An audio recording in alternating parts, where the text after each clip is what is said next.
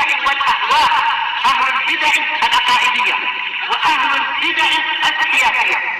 نقول بيننا وبينكم السلف، بيننا وبينكم الكتب، كان فيقول البدع بيننا وبينكم. الحمد لله رب العالمين، والصلاة والسلام على المبعوث رحمة للعالمين، وعلى آله وأصحابه ومن تبعهم بإحسان إلى يوم الدين. أما بعد، ikhwanil kiram rahimani wa rahimakumullah. Pada pertemuan yang lalu kita mempelajari tentang apa berhubungan dengan sahabat yang mulia Utsman bin Affan inda janabil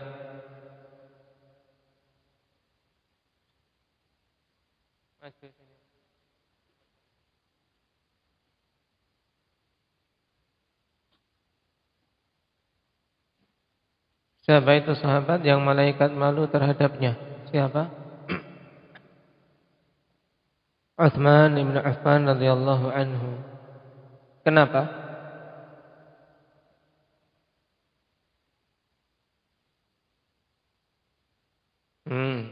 Dikarenakan Utsman memiliki sifat yang pemalu. Nah, dan sifat malu itu baik atau buruk? Baik. Nah, jadi kalau ada orang jangan malu-malu, ini salah, harus malu. Ya, harus malu. Kalau dibilang jangan malu-malu, ini tidak betul. Ya. Nah, jadi sifat malu adalah sifat yang mulia. Cuma hakikat malu yang sebenarnya yang dipuji di dalam syariat apa? Indaka Ridwan.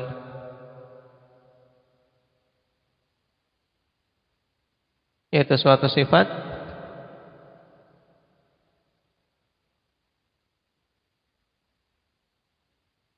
yang berhubungan dengan malu. Hakikat malu adalah apa berarti? Ayo.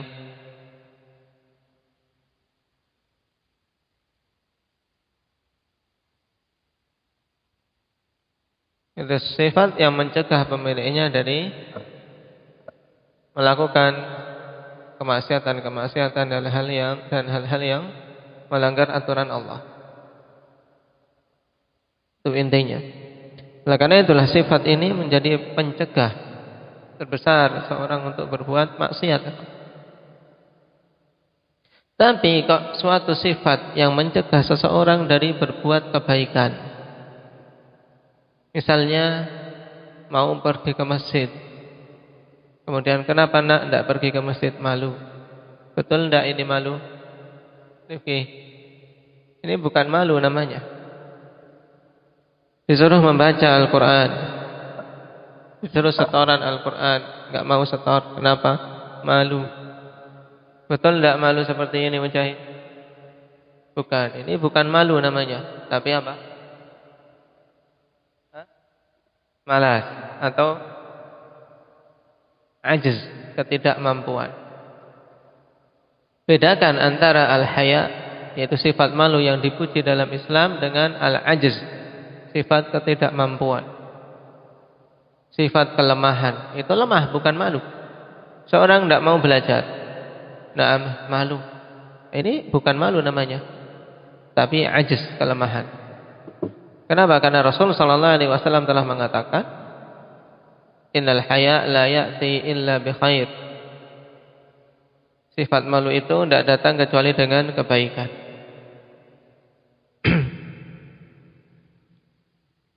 Sekarang kita lanjutkan pada poin berikutnya, masih berhubungan dengan keutamaan sahabat yang mulia, yaitu Utsman bin Affan radhiyallahu anhu. Siapa kunyah beliau? Indak Abu Asim. Dulunya berkunyah dengan Abu Abdillah, kemudian berkunyah dengan berarti Abu Amr. Naam. Dan beliau lebih masyhur dengan namanya Utsman.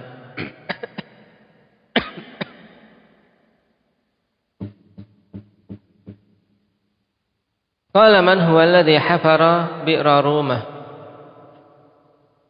Siapa itu yang menggali bi'ru rumah? Bi'r apa makna bi'r? Indak Faisal. Bi'run. Apa maknanya? Sumur. Naam, rumah namanya. Naam. Sumur rumah. Sebuah sumur di Madinah. Nah, siapa yang menggali sumur tersebut? Wal jawab Utsman bin Affan radhiyallahu anhu. Dan ini juga keutamaan besar. Apa dalilnya? Wa dalilu qaulu Utsman radhiyallahu anhu hina husira asyrafa alaihim. Dalilnya adalah perkataan Utsman radhiyallahu anhu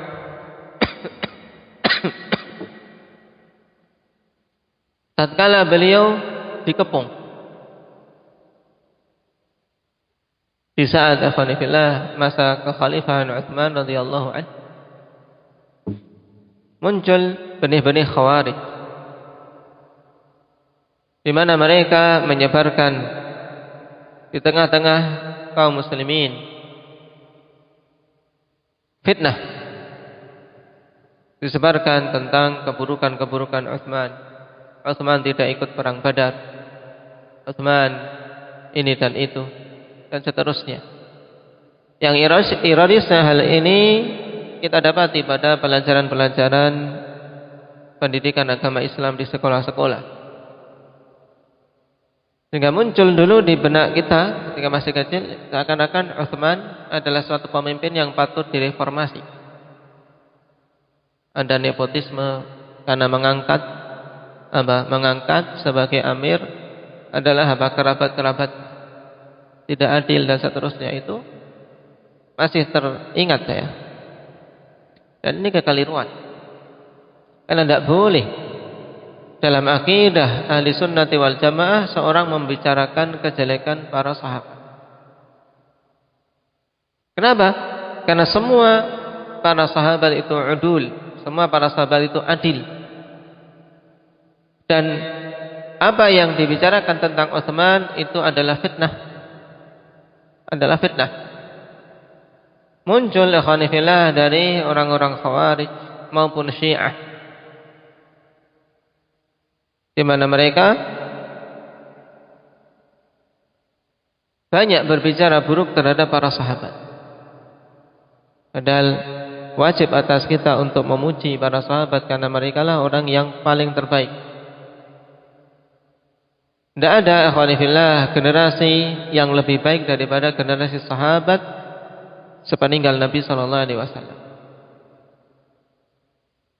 Tapi memang Allah Subhanahu wa taala telah tetapkan akan timbulnya fitnah sebagai ujian bagi kaum muslimin.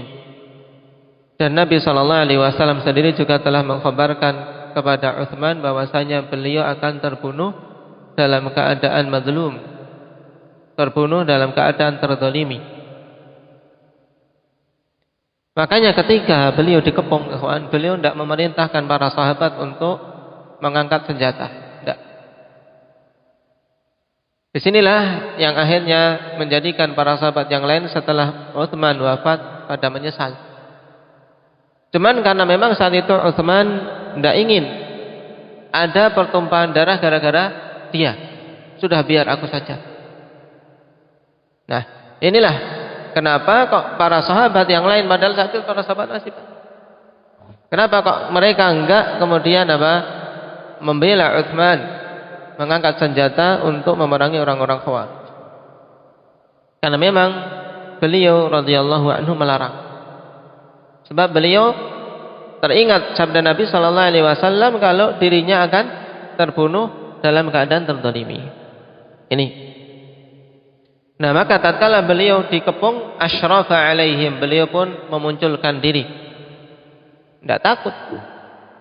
Nah, bukan pengecut beliau. Asyrafa alaihim, beliau pun keluar memunculkan dirinya di hadapan orang-orang yang mengepungnya. Wa qala anshudukumullah wa la anshudu illa ashaban Nabi sallallahu alaihi wasallam. Alastum ta'lamuna anna Rasulullah sallallahu alaihi wasallam qala man hafara rumah falahul jannah. Fahafartuha. Qala fasaddaquhu bima qala. Aku tanya kalian dengan nama Allah Subhanahu wa taala, dan aku tidaklah bertanya kecuali kepada para sahabat Nabi sallallahu alaihi wasallam. Bukankah kalian mengetahui bahwasanya Rasulullah sallallahu alaihi wasallam telah bersabda, "Man hafara rumah falahul jannah."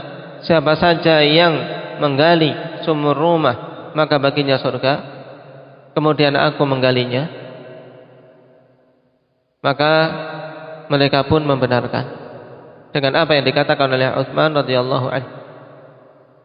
Kemudian beliau sebutkan yang lainnya, termasuk diantaranya siapa yang mempersiapkan jaj usrah, baginya surga, dan seterusnya dari keutamaan Utsman radhiyallahu anhu. Bukan untuk menyombongkan diri, tapi untuk mengingatkan, karena sebagian kaum yang jahil, orang-orang Khawarij juhala. Nah, orang-orang Khawarij itu jahil. Makanya Utsman radhiyallahu anhu di sini apa? Hanya mengingatkan, aku bertanya hanya kepada para sahabat, karena mereka yang punya ilmu. Mereka yang punya ilmu. Sedangkan orang-orang Khawarij, mereka membangun agama tanpa ilmu, hanya bermodal semangat. Sehingga walaupun ibadahnya banyak, bacaan Al-Qur'annya banyak, tapi kata Rasul sallallahu alaihi wasallam, la yujawizu taraqiyahum, enggak mencapai tenggorokan mereka bacaannya. Apalagi mau masuk ke hati, tidak. Sekedar di mulut. Naam, sekedar di mulut. Dan Rasul sallallahu alaihi wasallam mengatakan, yamruqu minad din kama yamruqus sahmu minar ramiyah. Mereka keluar dari agama ini seperti apa? Seperti lewatnya anak panah dari apa? Dari sasarannya.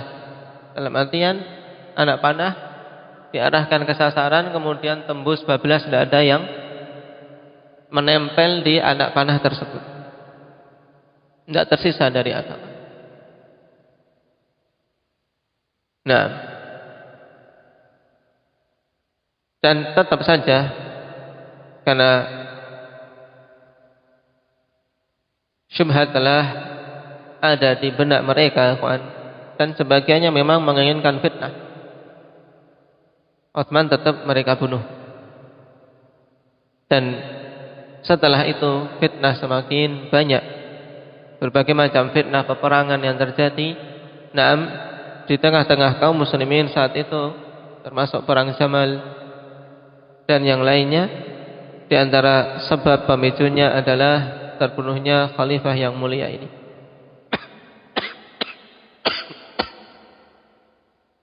Utsman radhiyallahu anhu. Dan kewajiban kita untuk hal-hal itu adalah menahan lisan-lisan kita dari berbicara buruk. Dikarenakan para sahabat radhiyallahu alaihim, mereka semuanya mujtahidun, ahli ijtihad. Sehingga namanya ahli ijtihad tidak keluar dari dua kemungkinan. Ketika benar ijtihadnya, maka dia mendapatkan 2 pahala, dan ketika keliru ijtihadnya mendapatkan 1 pahala. Karena tidak ada satu orang sahabat pun ikhwanillah yang kemudian dia menginginkan fitnah, menginginkan kerusuhan, tidak. Dan telah kita lewati dahulu perincian bagaimana terjadinya perang Jamal, yang ternyata sebab utamanya adalah adanya orang-orang munafikin yang mereka masuk di tengah-tengah pasukan Ali maupun pasukan Ummul Mukminin Aisyah radhiyallahu anha. Tapi itu permasalahan lain. Intinya tentang terbunuhnya khalifah yang mulia ini merupakan pintu terbukanya fitnah-fitnah setelahnya, sebagai ujian bagi kaum muslimin. Nah, sehingga jelas mereka-mereka yang tunduk kepada berita Nabi dan hadis Nabi sallallahu alaihi wasallam, mereka menahan lisan-lisannya tidak berbicara buruk terhadap para sahabat. Tapi mereka-mereka yang mengedepankan akal dan tidak tunduk kepada bimbingan Nabi, ya mereka lancarkan kalimat-kalimat pedas, menyalahkan sebagian sahabat dan seterusnya. Bahkan sampai mengkufurkan seperti yang ditempuh oleh orang-orang Rafidhah dari kalangan Syiah. Juga berhubungan dengan masalah Bi'ru Rumah. Tadi Bi'ru Rumah itu sumur yang ada di mana? Umam? Di Mekah atau di Kufah?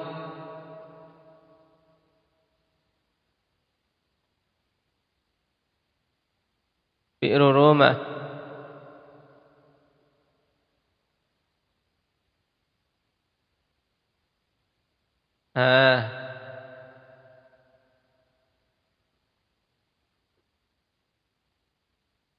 Di mana? Faisal. Di Madinah. Nah. Di Madinah. Diceritain jangan domblong saja. Baik. Bi'ru Rumah di Madinah. Dan asal muasal sabda Nabi sallallahu alaihi wasallam ini, ya kawan. Kemarin apa namanya? Sebab suatu hadis datang namanya apa? Indak Hudzaifah. Sababul wurud. Nah, dikarenakan penduduk Madinah saat itu mereka kesulitan air. Kesulitan air. Dan ada seorang dari kalangan Ansar yang memiliki sumur ini. Jadi asalnya Bi'ru Rumah itu sudah ada. Dan memang keluar di situ air, ada mata air. Tapi dimiliki oleh seseorang. Nah, dia tidak memberikan air kecuali dengan bayaran. Nah, tapi dia jual air dari apa sumur tersebut bagi siapa saja yang ingin, maka dia meminta untuk apa? Dibayar, ada harganya. Dan ini bukan karena kebakilan, tapi karena Ansari tersebut memang tidak punya mata penghasilan yang lain. Ketika Nabi SAW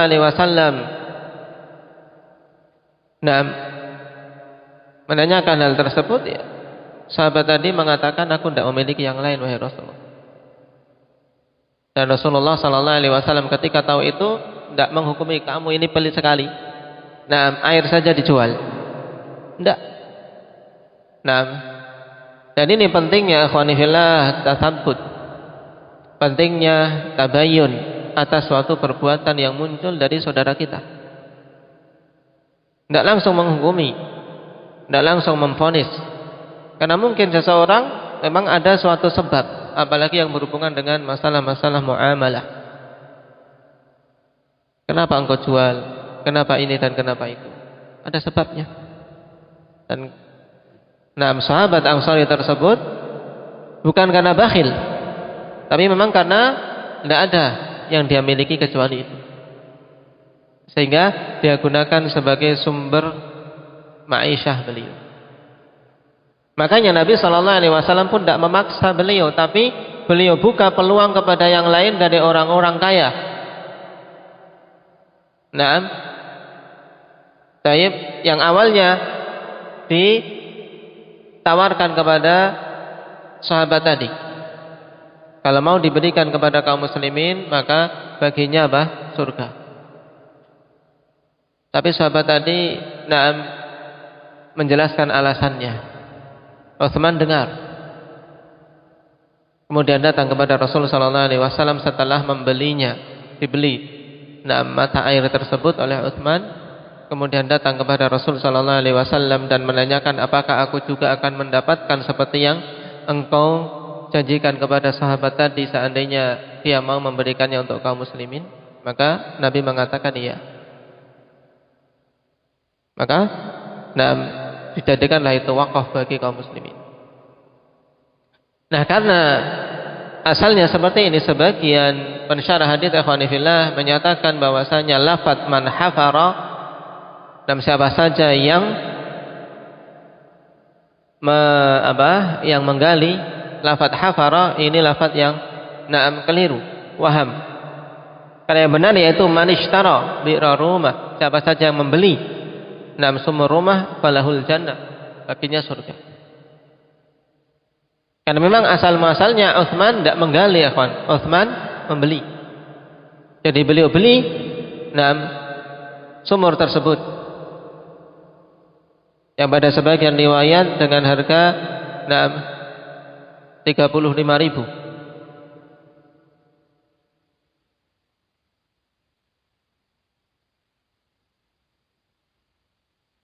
Lalu bagaimana kok sebagian menetapkan, dan bahkan ini riwayat Bukhari, man hafara rumah falahul jannah. Sebagian syurah menyatakan itu keliru, sebagian yang lain memberikan taujih mungkin saja ada kemungkinan memang memang Utsman membelinya, tapi kemudian diperlebar mata airnya, dibuat di sekitarnya sesuatu untuk biar tergenang lebih besar dan seterusnya, mungkin saja.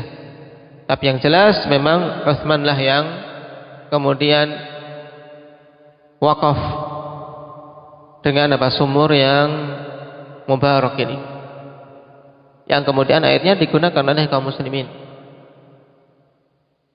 Dan yang lebih dari itu, dengan sebab apa yang dia lakukan mendapatkan janji surga, falahul jannah, baginya surga.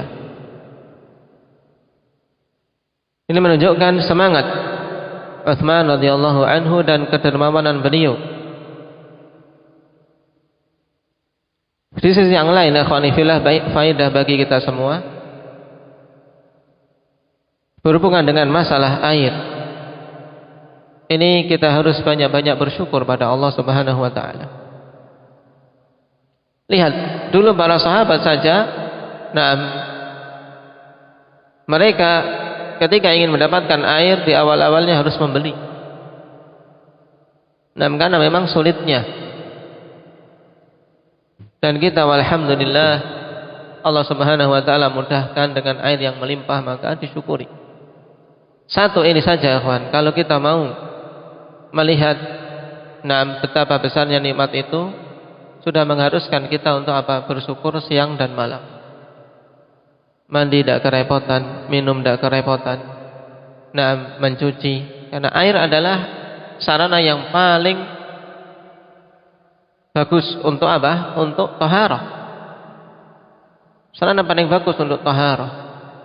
Mensucikan dari hadas maupun najis yang ada di badan maupun pakaian-pakaian kita. Makanya disyukuri dengan kita manfaatkan pada yang bermanfaat dan tidak kita buang-buang pada perkara-perkara yang sifatnya berlebih-lebihan.